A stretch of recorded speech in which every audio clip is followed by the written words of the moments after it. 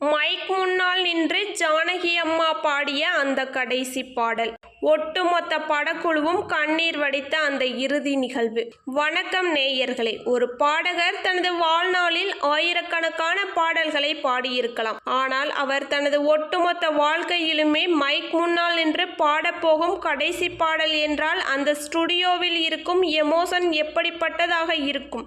பாடும் குயில் எஸ். ஜானகி அம்மா திரையுலகிலிருந்து ஓய்வு பெறுவதற்காக அறிவித்த பிறகு அவர் பாடி முடித்த அந்த அகக்காட்சியை பாடல் எது? அந்த ரெக்கார்டிங் ஸ்டுடியோவில் நடந்த நெஞ்சை உலுக்கும் இறுதி நிகழ்வு என்ன?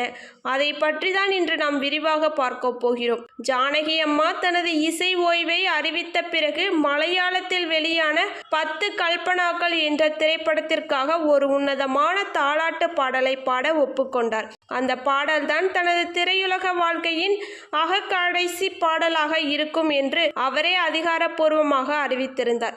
இதனால் அந்த பாடலின் ரெக்கார்டிங் நடந்த நாளில் தென்னிந்தியாவின் முன்னணி இசை கலைஞர்கள் மற்றும் தொழில்நுட்ப வல்லுநர்கள் பலரும் அந்த ஸ்டுடியோவில் திரண்டிருந்தனர். ஒரு சகாப்தத்தின் இறுதி புள்ளியை காணப்போகிறோம் என்ற பாரம் எல்லாம் நெஞ்சில் இருந்தது.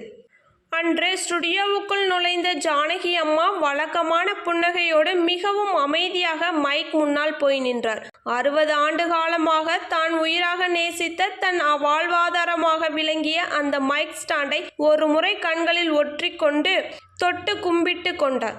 இசை ஒலிக்கத் தொடங்கியதும் அம்மா பூவினி என்ற அந்த உன்னதமான தாலாட்டு பாடலை தனது வழக்கமான காந்த குரலில் ஒரு தாயின் ஒட்டுமொத்த அன்பையும் பிரிய போகும் பிரிவின் வலியையும் கொட்டி பாடி முடித்தார். பாடல் பாடி முடிக்கப்பட்ட அடுத்த நொடி அந்த திரை இசை ஸ்டுடியோவே சில நிமிடங்கள் எந்த ஒரு சத்தமும் இல்லாமல் அப்படியே உறைந்து போய் யமனாய் அமைதியில் மூழ்கியது.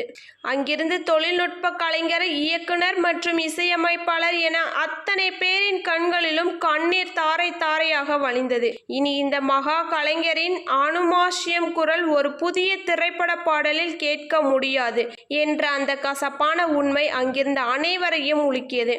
ஜானகி அம்மா மைக்கை விட்டு மெதுவாக நகர்ந்து அங்கிருந்தவர்களிடம், இனி இந்த ஜானகி பாடமாட்டாள்.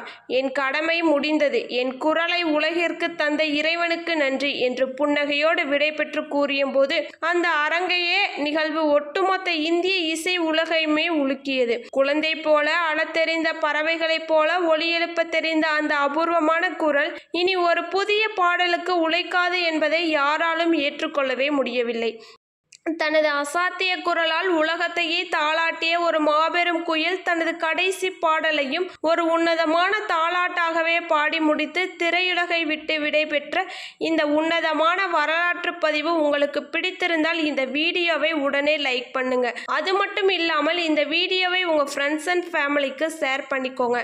நமது சேனலை மறக்காம சப்ஸ்கிரைப் பண்ணிக்கோங்க. இது போன்ற சினிமா சார்ந்த அனைத்து தகவல்களும் உங்களுக்கு உடனடியாக வந்து சேரும். நன்றி, வணக்கம்.